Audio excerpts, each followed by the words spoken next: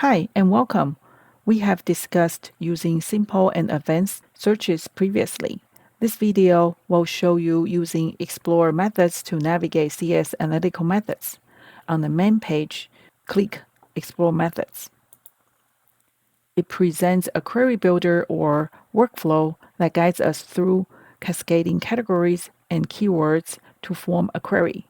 Category contains a list of defined groups to which CS analysts use to add relevant studies when they review methods. You may click on them to explore their subcategories. Let's look at how we can use this capability to find methods. First example is to find methods analyzing cholesterol in bloodstream. Starting on the left-hand side of the category builder, let's select biomolecule isolation. In the subcategory, we have several options. Let's pick biomolecule isolation assay.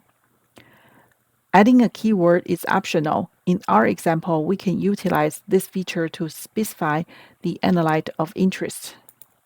I enter cholesterol. We can add additional keywords to retrieve more precise methods.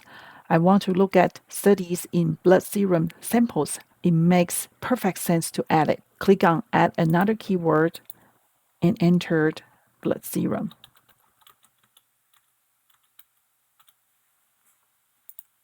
Now search. The query finds us more than 500 methods. From the preview, evidently, we have captured many promising answers.